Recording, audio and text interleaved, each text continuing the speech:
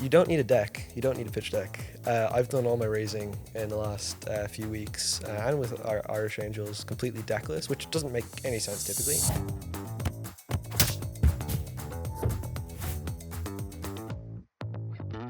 Hello and welcome, Budri Gamawara from the Gadigal lands in Sydney. It's Startup 360, the weekly show from me.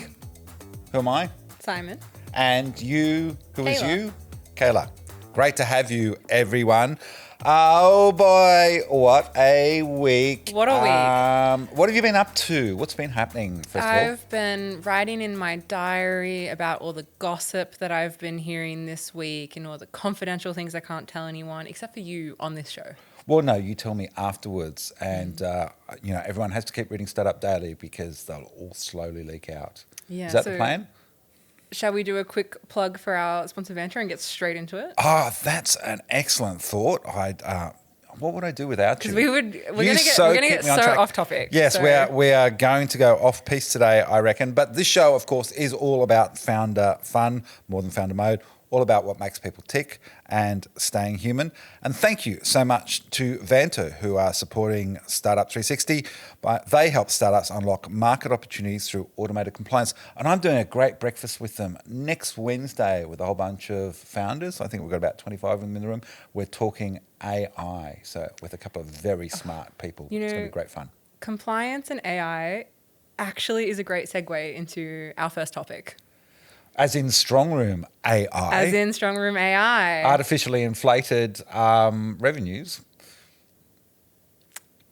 Artificially, but not intelligently. Yes, allegedly. Look, this is the story of the week. Yep. We have been covering it on Startup Daily for 2 weeks now since lead investor EVP last week called in the cops and people to check the books.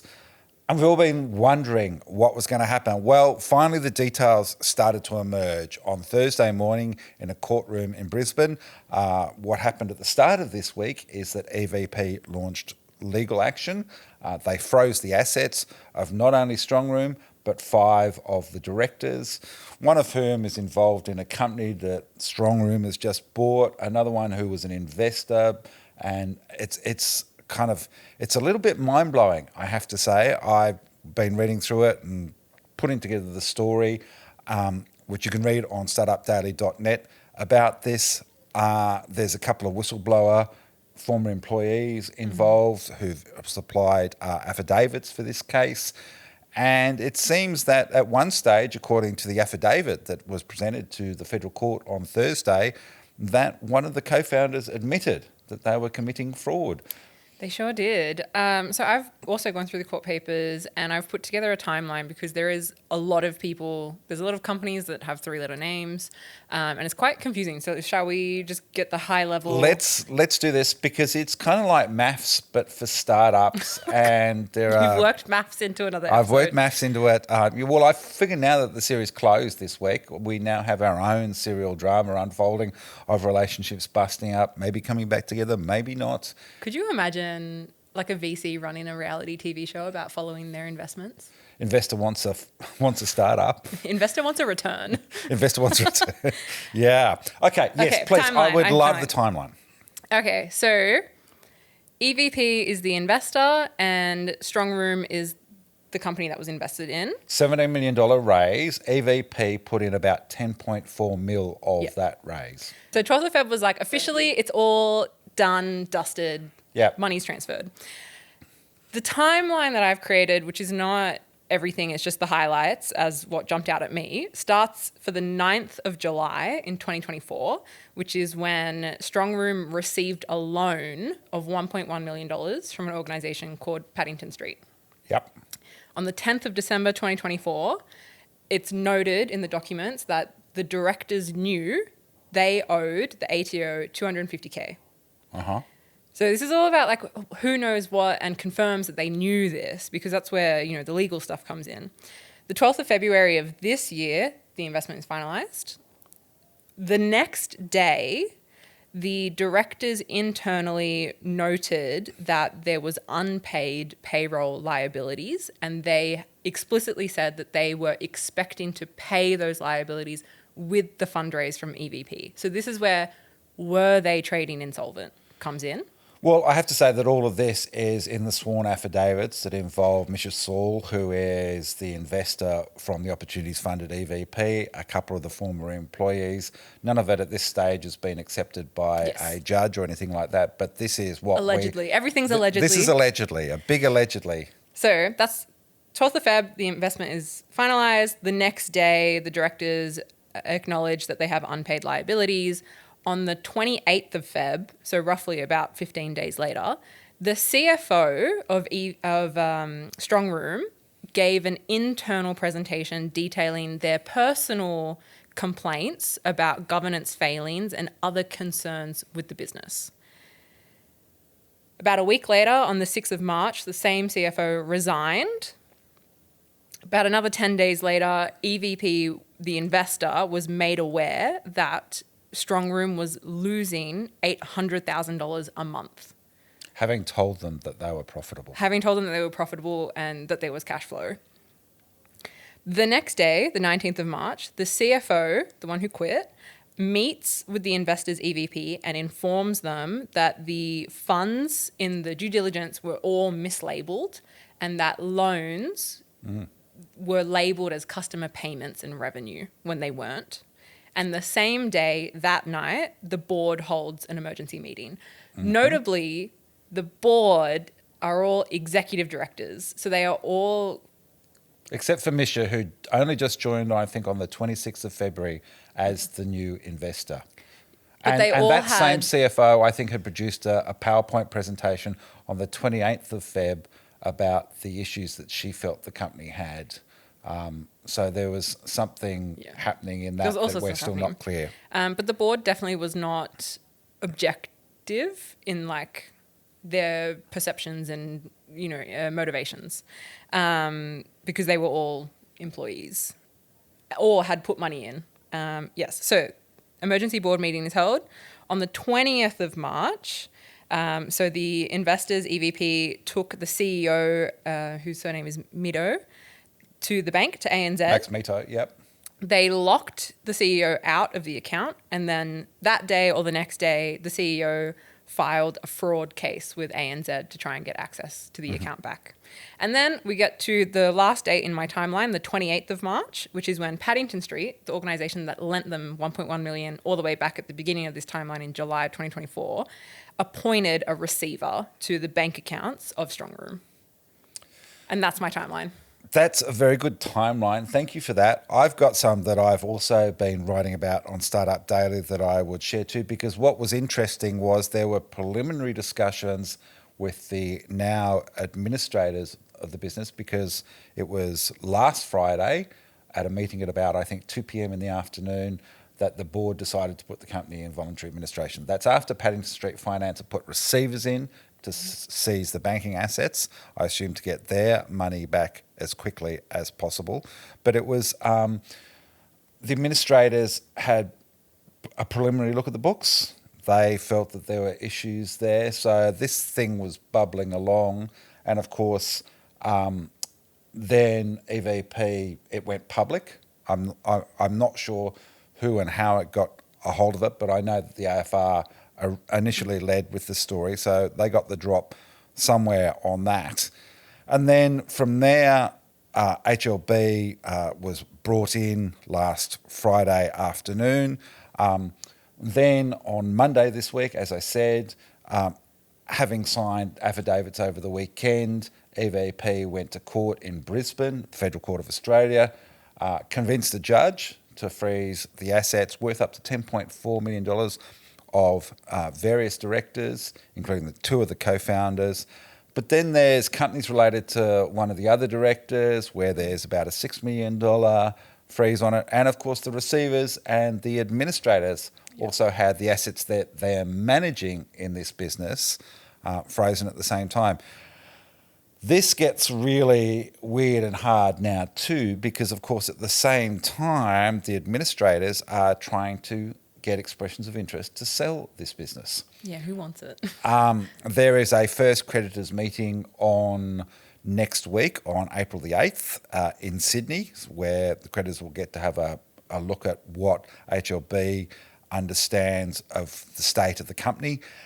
And that afternoon, the day before, the expressions of interest are meant to close. Now, you maybe could buy the assets and maybe there's some IP in the business, but I'm just thinking, this isn't an ordinary company falling over. There are major allegations of fraud placed by EVP and Misha Saul. There is, according to the affidavit, admission from the CEO and co-founder that fraud was committed. At the moment, this is a civil case. There's an implication in that it could get a little bit more serious. As part of the whistleblowing, I know that there have been notifications dating back about 9 months to the ATO about problems with the business and what was going on. I believe ASIC was also notified at some stage, according to some of the documents that I've seen. This has got a long way to roll, and whilst I won't say it's not the same, but I think about some of the cases that we've seen recently, this could get very, very serious for some of the people involved. I do think startups should look at this and other recent newsworthy cases of founders and executives being the only members to a board, misrepresenting facts of the business to outside people such as investors, and realize that the liability is quite serious and you do need to have governance in a legitimate sense and not just me and my co-founder, we're the board, we get a beer on Fridays and that's a board meeting. But actually agree? Yep. Yeah, sign this, done. Here's the minutes. Nothing on the minutes. It is more serious than people, I think, in startup land take it. And I want to give a shout out to Bronwyn Clune at Capital Brief. To her credit too, when it comes to due diligence, she found a Fair Work Commission case from last year that everyone had missed. None of us had quite covered it at the time, where not only was StrongRoom in a bit of trouble, but the judge heavily criticised the governance of the business and the way it operated. And somehow, I think everyone missed that particular detail. I know I've been doing a lot of court searches for StrongRoom. I don't think I did any through the Fair Work Commission, so credit to Bronwyn for spotting that one and surfacing it. But the impression I get is that there have been a lot of problems. You know, one of the people who has signed the affidavits, they raised issues around discrimination, and there are two people who really were left quite scarred by the experience of working in that business, and they're not the only ones. I mean, we joked in the teaser of this podcast that I'm a startup PTSD survivor. Yeah. But it's not really that much of a joke. I really think the governance issues that are brought up in this case are very prevalent along many startups who you just don't make complaints because they're so small. What are you going to get out of it as an employee?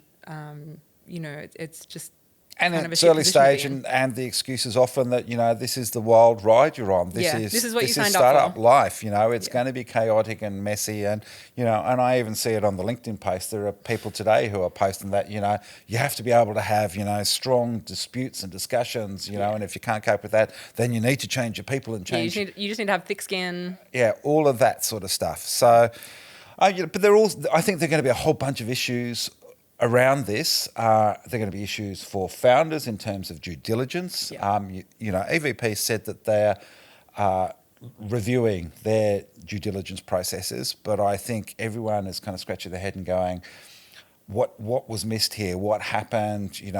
Can people be that good a liar and you don't pick it up in your DD? But I think it's going to mean that DD is going to really ramp up for founders. It's going to take a lot longer to get funding. Everyone's going to be a lot more careful. There is a lot in here that, as a journalist, I'm also going to take away and be a lot more careful about what people tell me now and what they say about numbers. And I'm also thinking about the idea of companies that claim they're profitable now. I kind of want to see it because you're paying income tax. If you're running a company that you say is profitable and somehow you get to the end of the year and you're not remitting any money to the ATO, I want to know what's going on, because to me, that's not profitable if you're not paying tax. All right, should we leave founder mode behind and go to founder fun? Let's go to Founder Fun. Tell me about the amazing guests we're going to have on today's show, because the crack is going to be really good. Yes, so we have two guests. Our first one, who is doing our regular interview, is Liam Fuller. He's 17. He's from Ireland. He's out here. He's wagging school and he's talking to VCs out here. Yes, and we he's taught him come the to word talk to wag us. just before this. Yeah, we're giving And him a little then local lingo. Our 10X guest for this week is Richard Savoy, CEO and co-founder of Adiona. And Startup Daily contributor as well. Yes, he is. A serial accelerator man. We'll be right back. Welcome back, and we have our first guest, Liam Fuller. Liam, notably, you are only 17, our youngest guest. Oh. So I think that's probably pretty easy to achieve. Yeah, do it. Liam, great to have you here.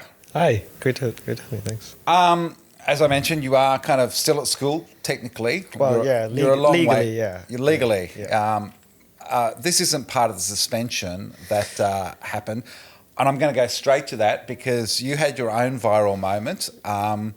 Because tell our listeners what happened on the dunny at school.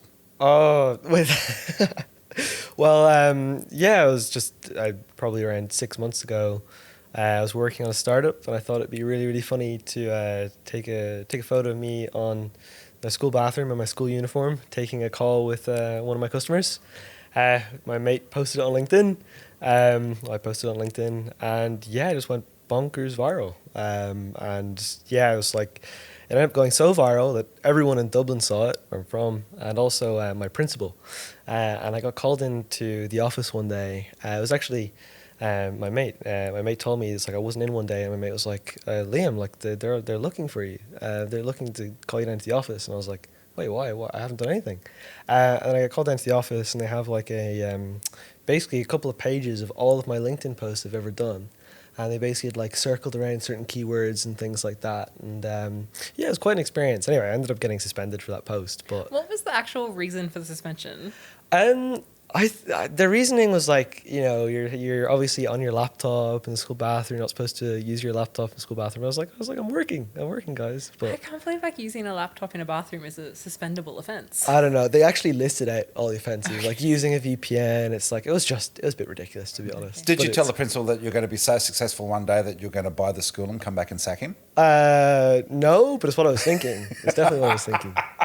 Okay, let's Anyway, go so- back a little bit. Sure, So sure. you said that you were working on a startup, but it was actually your startup, if I'm not mistaken. Yeah, it was my startup. Yeah. So tell us about what you did. Sure. Yeah. So, yeah, I'll give just a little brief background about me. I'm 17. I've been interested in startups for a very, very long time. I kind of grew up around startups as my dad was working on one, realized he was working hard on something, and then as I grew up, I kind of realized that was a startup. Got very interested and started building things from the age of like 13. Built a robotic arm one year for a national science competition, and then I went into software the year after that. Ended up doing pretty well, and I went over to the States for a little while and realized that, wow, I was pretty humbled about, like, I thought I was great about myself, went over to the States and found some kids that were basically building Shopify apps and making 20 grand a month, and they're my age. I was like 15 at the time. I was like, wow.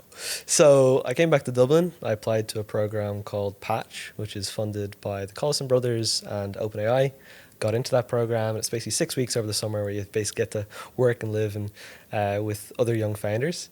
It was an amazing experience, and I grabbed two guys from the cohort, and I was like, lads, we're building a Shopify app. So yeah, we built So this is CartShare. Yeah, CartShare, exactly. And CartShare was a Shopify app that allowed shoppers to share their cart with friends and family to reach free shipping and get group discounts on their favorite stores. And we basically sold that software to e-commerce brands.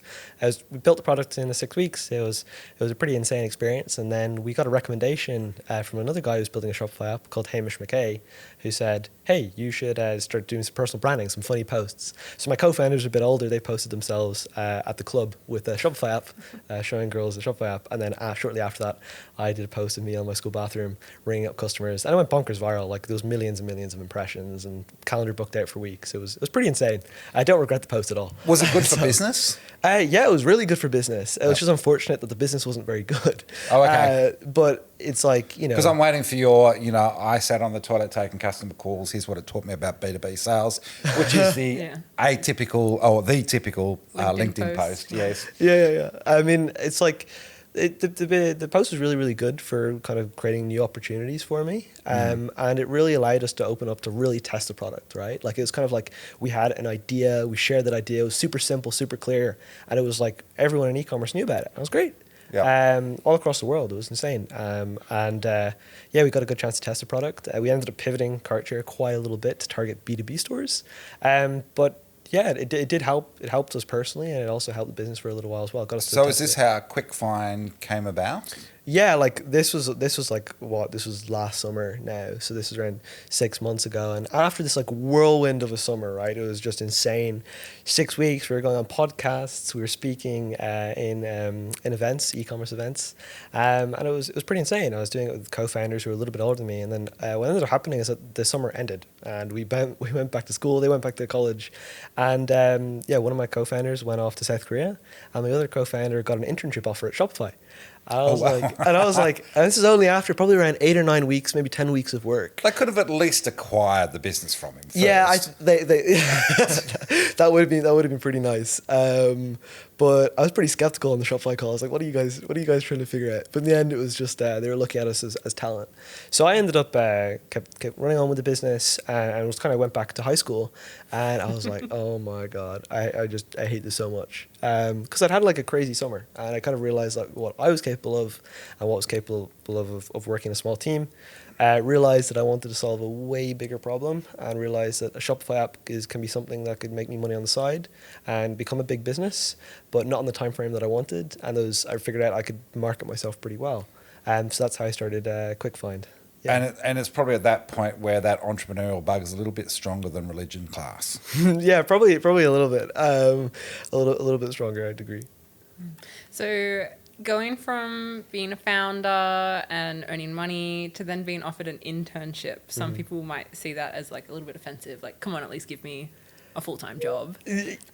Or equity. Equity in Shopify would be pretty good. What do you feel you still have to learn? That's a good question. I think there's so many things I have to learn. I need to figure out how I'm going to scale a business. I need to figure out how I'm going to hire people. I'm going to need to figure out how I'm going to raise a Series A or a Series B round. There's a million things I have to learn. And it's only been a year and a half, and I feel like I've learned so much. Like a year and a half ago, I was basically like, I don't know, I was like doing science competitions, basically. And now I'm building an actual business and raising actual money for it. And things are going great. So I've learned so much, and there's so much more to learn, which I'm really excited about. And yeah. So I'm intrigued because you said your dad sort of was in that entrepreneurial startup space, and that inspired you. Most of the time, the kids of accountants grow up to be hippies, and the kids of hippies grow up to be accountants. What was it that sort of inspired you about your dad to go down the same path? I mean, I was always curious why he was working so much. He was probably working too much. And for some reason, I found that I was pretty proud of my dad. I was like, he's working a lot. My mum was working a lot too. She had her own little business as well. So there's a few elements there that I felt like in my early childhood to show like, look, if you work hard at something, you can have a really crazy tangible output from it. My dad ended up doing really well, was part of the exit of that business, and my mum had her own little side business as well. So I'm not exactly sure. I just think I was surrounded by it when I was young, and I just inherently in my blood about doing businesses. Is there in that a moment with your parents where you watch them and you go, okay, that's something I'm not going to do? Or did you just embrace the way they are? I mean, I tested it. The earliest stage of me testing going into business or doing anything, building something and trying to sell something was literally outside my house, trying to swap Pokemon cards with kids down the road, and basically arbitraging Pokemon cards and selling them on eBay on my mum's eBay account. I think that was my first, I don't know why I started doing that. I did. I really enjoyed it. Didn't make much money off of it. Also was building these duct tape wallets that I tried. I basically went around to every kid in my primary school and I was like, guys, you have to buy this. It's €5, buy a duct tape wallet. It was really bad. €5 is a lot. Yeah, for just a bunch of duct tape basically. And I managed to sell 30 of them, and I was like, whoa. You can just build something and you can sell it and people will give you money for it. It was finding the right strength of araldite when you put the Louis Vuitton logo on the duct tape wallet. Just a little Sharpie. Should have done that actually, yeah. So the Irish-Australian part, because you're out here now. Tell us a little bit about that side of you. Yeah, so my dad's Australian, Yeah. and my mum's Irish. So I haven't been in Australia in a while. I came here when I was around 8 or 9, so I'm very, very happy to be back. The reason I'm here was for a holiday initially, which has turned into a fundraising round, which I'm very, very happy about. I've basically, in most recent time, I've obviously been working on QuickFind AI. QuickFind is an AI procurement, one-click procurement tool for SMBs, allowing them to purchase across thousands of suppliers they deal with, typically via email, in a few clicks and on flexible 30, 60, or 90 net payment terms. I've been playing around with that idea for a while. I raised a little bit of money in Dublin for that idea because I kind of had a lot of backing from a lot of the people in the e-com and retail community on my last project, Cartshare. Had a few people throwing some money that ended up coinciding with me coming to Australia, and I've just been, sent a few emails on the plane right here to a few connectors in the space and a few angel investors. Some of them responded. I got some cool intros, and I'm just having a blast. I was only supposed to be here for 2 weeks, and now I'm here for another 2 weeks because things are going so well. And I just love it here. I love the fintech space here, and it makes total sense for me to stay a little bit longer. So maybe one last question for you before we let you get back to getting lots of money. Thanks. While you're here in Australia, is there anything you want to do from like a tourism perspective? Oh, yeah, that's a good question. I was told I should go up that big tower in the city, the Westfield Tower. I was told I should go to that. The knitting needle, we call it. The knitting needle, right? Okay. I still call it Center Point. Yeah. That's locked in my brain. Yeah. Oh, nice. I probably go there, and also I want to take a boat ride in the harbour at the ferries, the ferries at night, and have a look at the Sydney Bridge. I have to ask you, and shout out to the Next Gen guys who I think of sent you or suggested you come and talk to us, and we're thrilled to have you here. Thanks. What have the Australian VCs been like, and have you perceived from the conversations you have over in the Northern Hemisphere, how different are they to the down here? I mean, there's a lot more capital here. I will say that. Like in Ireland, it's for 17-year-olds or just in general. no, in general, and for me as well. But in Ireland, for example, it's a very, very small market. And Australia, I know you guys, the Australians say, oh, we have a really small market, but compared to Ireland, we have like 5 million people. So our market is really, really small. So when I came over here, I kind of I had experience talking to VCs in Dublin and the UK. I was really surprised. There was a lot of VCs, and there was also a lot of VCs who had backed other young founders like Liam from Instant and a guy called Nick as well, both really young founders by a fund called Blackbird. And I found that like there's just, for whatever reason, in Australia, there seems to be a trend of backing young founders. And the conversations with VCs here have gone really well. I've been really enjoying them. Luckily, I have been able to meet nearly all of them, which is great. And there seems to be a really great ecosystem for backing young people and kind of people taking a punt. Because just imagine it's like in 10 years from now, it's like the amount of progress I've been able to make in a year and a half is pretty exceptional. So if you compound that over 10 years, it probably makes sense to be the first check-in to someone like me. So yeah, it's been great. I love it. Any fundraising tips? What have you learnt out of this process? You don't need a deck. You don't need a pitch deck. I've done all my raising in the last few weeks, and with our Irish Angels completely deckless, which doesn't make any sense typically. And people are really surprised, like, why don't you have a deck? And the reason being is that I kind of arrived in Australia and I was like, look, people are going to back me for me. The idea will pivot.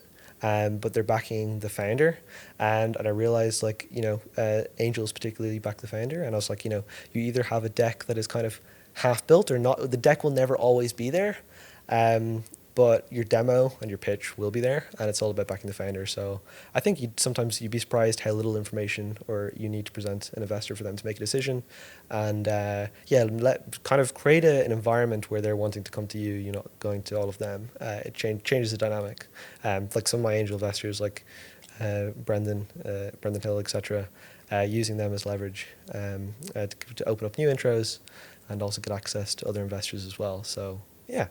That's kind some of very some deep tips. insights for such a young. Just finally, I do want to ask, what does 27-year-old Liam Fuller look like?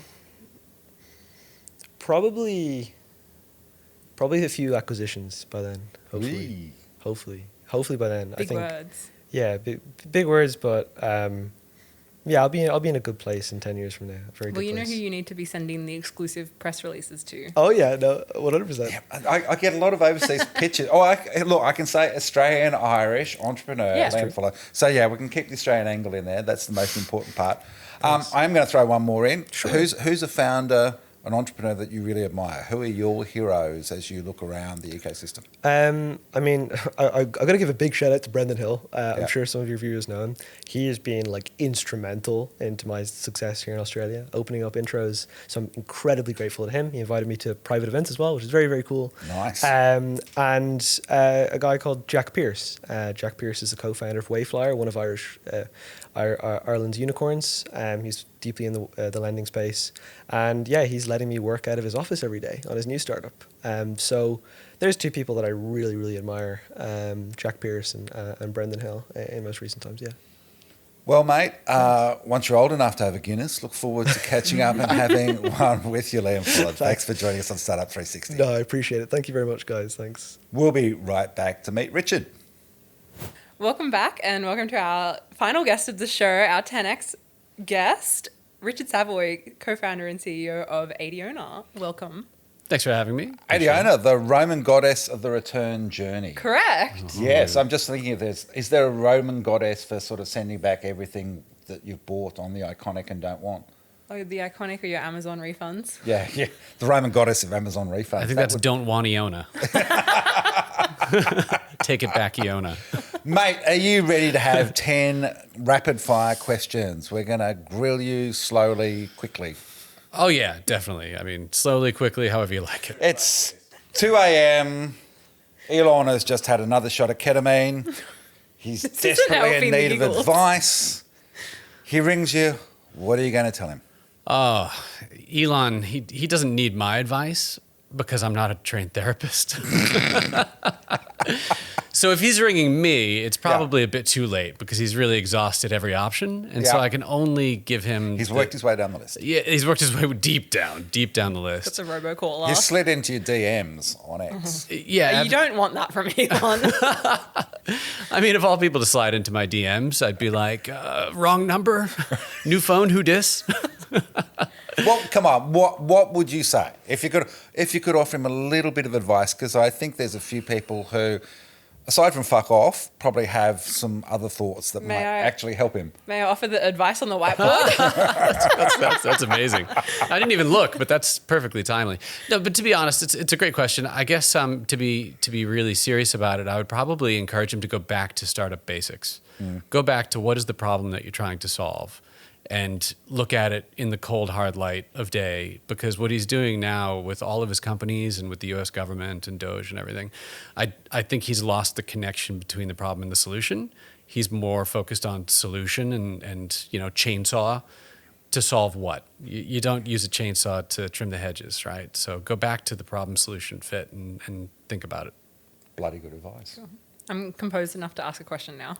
Ooh, follow up. So this is inspired by the who, dead or alive, would you invite to dinner? But my take for you is dead, alive, disbanded, still together. Which band is you would have loved to have seen them play live? Ooh, that's a great question. And I'll give a weird deep cut just because I'm such a huge Red Hot Chili Peppers fan from old school days. It's how I learned to play guitar and everything. Their original guitarist, Hillel Slovak, famously overdosed. And So you wanna see them I would love to with see him? them reformed with the original lineup with Hillel Slovak on guitar. That'd be amazing. What did you reckon? They're looking pretty good. Nick's still running around topless in their 60s at the closing ceremonies at the Paris Olympics. Oh, I mean, I would endeavor to be in such good shape at that age. Never mind have that much energy. Unbelievable. And there's an Australian in the band too, in Flea. Yeah, I forgot about that. That's right. Yeah. His family has a home here still. He comes and hangs out. Where is it, though? It's down Victoria's, I think. Somewhere in Victoria, right? Yeah, I think so. You wouldn't get me on Spicks and Specs being able to answer that question. Where has Flea's mum and dad live? I know that He's the only flea that they'll let into the country through biosecurity. I mean, they won't even let Johnny Depp's dogs in, but they'll let a bloody giant human-sized flea in. I know Spike Milligan's mum and dad used to live up in Woy Woy. I don't know who these people are. So Adiona is all about logistics, and you've got these incredible clients like Coke and Pepsi, I'm not going to ask you about the taste test though. What's the most annoying thing about logistics? The most annoying thing about logistics is, that's an amazing question because there's just such a long list. I know you got to pick a favorite hate. Maybe the real answer is just how invisible it is to the average person. Mm-hmm. So we did an amazing thing in our early days where we actually built a game that challenged people to choose a delivery route for like 10 deliveries around Paddington, I think was the area that we chose, and chase the algorithm, see if you can do better than the algorithm. And all these little kids, friends, children of our friends and colleagues or whatever, would play this game and you'd see the light bulb go on in their eyes like, I never even thought about how my Amazon order got to me. Right. It's just this invisible operating system that runs the world, but most average people just don't think about it. So we have to come up against that friction all the time, especially with investors. Try getting investment money in logistics from a general fund or general investors. They just don't get it. And Paddo is a place where you can get stuck in a lot of dead ends and one-ways. And that's why we picked it. And a 5-way roundabout. Crazy. So we should just quickly pause for a second and explain Adiona to our viewers and listeners so they know what you're up to. Do we get the sponsorship music playing in the background? Yeah, we'll do it in post. Elevator music song. Adiona powers efficient logistics for all sorts of brands, as you mentioned, FMCG brands, the likes of Star Trek and Australia Post, all sorts of different types of products and things that are delivered every day to your door may have been powered by Adiona's algorithms in the background, because we have a North Star goal of reducing the impact of logistics and delivery through reducing emissions while making it a financial win for the companies that do it. And at the same time, implementing humanistic AI that makes the experience of the people involved in supply chain and logistics a more pleasurable thing. So you combined your passion for engineering and sustainability. Was it just a case of, well, this is what I'm good at, and so this is the path I'm going down? Why logistics? Logistics, we fell into a bit by accident, but you're right. It was always a case of I realized at some point in life that my ninja skill is around commercializing research. So I work really well with researchers and academics. I'm not one myself. And I love to build things that people can actually use. And so I'm that bridge. That's what I do. But logistics was a bit of an accident through a failed business. So for any startup founders that are out there and wanting to start their own business, don't be afraid of failure, because one failure can lead you to a following success. So that was question 3, but I had A, B, and C in it. Yeah, that's fine. Over to you. Question 4. For people who can't tell from the accent, you are American. I know. Who are you? I was doing my Aussie accent. How can anybody tell? So my question for you, because you have like this great embodiment of the American confidence. You can strike up a conversation with anyone. You're ready to go at the drop of the hat. What are some like confidence tips for the Australians? Oh, that's a great question. I guess confidence tips are, the biggest tip is that people want to be engaged and to tell you about themselves. So this isn't my advice that I invented, but the best way to get somebody talking or to learn something from someone is to ask them about themselves. And I find so much joy in learning about people's stories and who they are and just understanding more about the world. That's where my confidence comes from, is that I'm not afraid to go up and ask somebody about themselves, their business, their family, their history. And you find the vast majority of people are very happy to chat about themselves at length. So it's a great way to break ice. Good tips. Now, I hear you're a man with a million ideas. You've got a bunch of startups that you'd like to do. What's got you fired up at the moment? Ooh, great question. Well, I literally was at the gym this morning and thinking about AI-powered pitching and voice coaching and presentation coaching, because I was talking with someone who was invited to a panel, and they're on panel talk, and they're actually quite scared because they don't know what to do. And I thought, well, that's a startup that really needs to take off, as we've got so many conferences and events. I also have a startup in the logistics space, in the delivery space, that was an idea I had one day, and I've given it to a colleague freely to then pursue. I can't tell you exactly what it is, because he's actually potentially just raised some money for it. Yeah. So the VCs have got it. But I guess there's a cautionary tale in this, which is like, I meet a lot of people who are very protective of their ideas. Yeah. But if you don't have the time to do the idea, there's no point in hoarding it. Right. If you're legit like gonna pursue it, and you're gonna quit your job for an idea, well, then go for it. But if you're not, just give it away. You'll be happy if it gets successful later. Beers for life. Yeah, you got a spot on the yacht, dedicated seat on the yacht. You're also a man of mystery. I don't know about that. So I know that you can do a couple of magic tricks. Oh, I didn't bring any. I didn't come prepared. Oh, that's okay. It's a podcast. People can't see it. Yeah, it's disappeared. Oh my gosh, that's amazing, Richard. How did you do that? Where did that rabbit come from? For those listening at home, I just went silent and said, shh, pretend I disappeared. Where'd he go? How did you learn magic? COVID-inspired insanity. I mean, I was stuck at home with my newborn, and I ended up just falling into the Penn and Teller Fool Us show. If anybody hasn't seen it, I highly recommend it.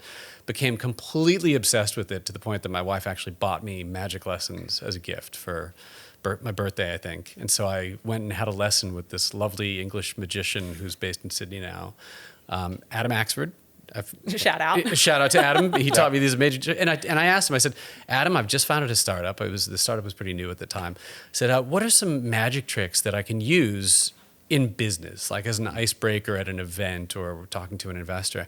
And he actually was able to pull out some cool tricks with business cards that I've used to some interesting results since. Do you know my favourite magic trick is actually done by Australia Post, speaking of logistics? It's when you order something and it disappears before it gets to you. It doesn't even It's arrive. amazing. Absolutely bloody amazing. Mate, you just mentioned parent. What's the best bit about being a dad? Oh, I love it. Everything about it is exciting. But I think much like being a business owner or a founder, it's seeing it evolve and seeing it grow and change. Feeling like you have some credit in that, even though generally, it's teamwork that's making the dream work, and it's not just you. They're evolving on their own. But the excitement of seeing my son change and evolve, and now I have a daughter too, and seeing them grow is just super, super valuable. Yeah. And as they grow up, you invest heavily and you keep praying for an ROI. Yeah. Well, I'm hoping by the time I'm in the home that they'll, deliver that ROI just in time. Well, they're paying for the home, right? Well, I certainly can't. Not in this cost of I living can't crisis. afford it. So, speaking of kids, you're quite good with your work-life balance, and you pick your kids up from daycare and things like that. How have you evolved over time to prioritize work-life balance and actually make it work? I often defer to the founder of Safety Culture, who I can't remember his name. Look at me. Thank you. I saw him at one of the Sunrise events years ago, and he said something along the lines of, I'll paraphrase, that people told him that he was crazy for starting a startup when he had young kids.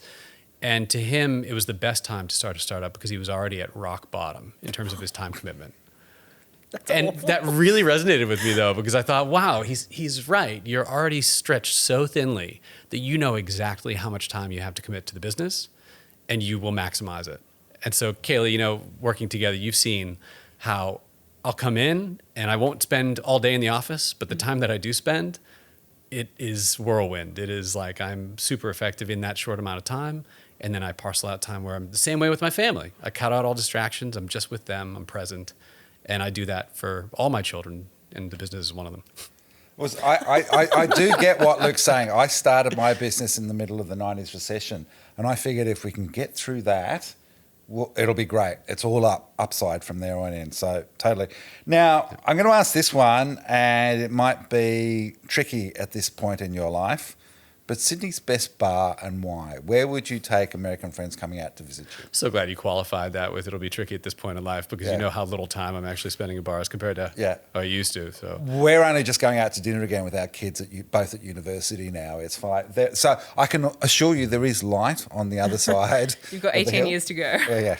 Yeah, the best bar is usually the one that I can walk home with the kids from. Yeah. It's whatever the pub down the road is that has good special on.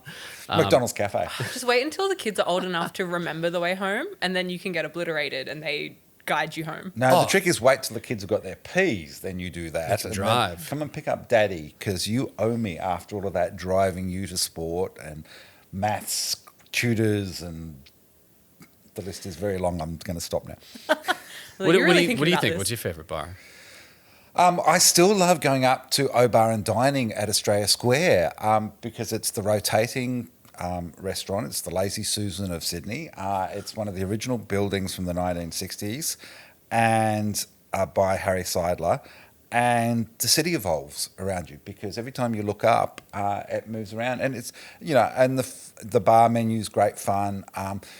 So it's not cool, but if for a showcase and it's like, hey, have a look at where I live. This is an amazing city, and you can see out to the Blue Mountains, and you can see out to Bondi and the coast, and all the way up the harbour and down to the Opera House. That and of course the Harbour Bridge.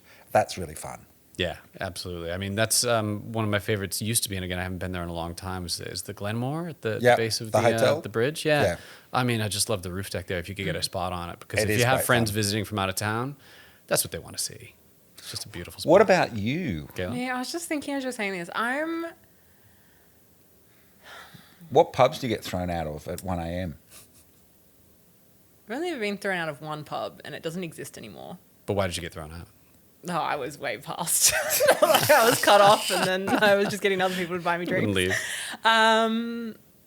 There's a really nice, if you've ever been to Japan and you want that like true authentic like Japanese bar vibe in Sydney, the only one that is genuinely authentic is a place called Nom in Darlinghurst. Mm-hmm. It's like an 8-seater. It's very cramped. It's run by 2 old ladies. Like, it has an extensive alcohol list. That's the one. Okay, we'll have to Google that one after the show. Mm-hmm. If you're a pool hustler, you got to go to what's that one in Surrey Hills with the pool table with the dramatic lean? Surly's. Yeah. Because if you want to win at pool, all you have to do is take somebody there and don't tell them that all of the balls will go down into the bottom left corner pocket. Yep. Just keep that to yourself and then run the table. Yeah. All right. Well, that sounds like a bit of fun. We've got one more to go, haven't we?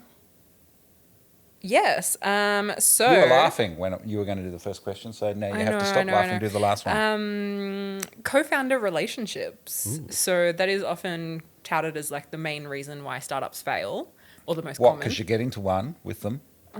This isn't not that kind of relationship. We've moved past the drama. Just co-founder relationships not working out is one of the main reasons for startups not working, and you have a great co-founder relationship. So what's the key to a good co-founder relationship? There's definitely a lot of pieces to the puzzle, but I think it's just a very clear empathy problem that people need to think about early on. Is what are their motivations? What is it that they are getting into this startup for? Is it because everybody? Let me backtrack a little bit. So back when I used to do engineering management in big companies and stuff, I studied a lot about the DISC model. And the DISC model is just a management tool to help you create archetypes of people's different personalities and motivations. Really simple, though. It just categorizes people into kind of like 4 archetypes. But you can then derive what their motivations are, like people that are more motivated by cash money, people that are more motivated by equity because they're looking towards the future, people that are more motivated by their own ambition and ego versus people that are motivated by providing for their family. There's all these different motivations. And if you can empathize with your co-founder's motivations and always keep them in the back of your mind during every roadblock, because you will face lots of challenges, right? And when the funding's running out, when the customers are bailing, or when you're up all night because of a technical problem, always just keep in the back of your mind, like, what is it that's keeping them there at 2 a.m. with you? And if you can solve that problem, you can solve that problem continually with them forever. Bonus question: what's your motivation? Excellent question, because it's changed over time. I think initially it was around autonomy, control. I really like doing my own thing, but I've always been very happy to do it in big organizations. And I think at the time I thought that building for an exit was a way to get financial autonomy, like build something big and build this big startup and exit with a bunch of money, and it'll be great. And then I realized, well, actually, what I love about this business that we've started is the sustainability impact, the impact it has on reducing emissions in fleets, which I never really thought about before we founded the business. The impact it has on the people. Like when we talk, I was at a customer all day yesterday and seeing people using our product, smiling, laughing, chatting to each other in a logistics business and using software and they're smiling and laughing. I'm like, what is going on? This is amazing. And then finally, the autonomy and the freedom that comes with it. So my motivation now, especially with kids, is I can design my own life around the business and with the business and grow it together. So if you can kind of look into your own motivations of what life do you want to build for yourself and what do you want to leave the world with after you're done, I'm not one to judge people's motivations. If it's purely like financial play, they just want financial autonomy. I get that. That's totally fine. But what you might find over the course of building a business is that there's actually a lot more to it. There's so many other cool impacts that you can make with your own business and organization. And that's super fun. Making logistics green again. Yeah. I had a little giggle in the middle of your answer because I just pictured people being like, I love logistics. It's so weird, right? To bring any joy or smile to logistics, that's a win. More logistics fun than logistics mode. Richard, great to have you on the show. Thanks for hastening slowly through our 10X questions.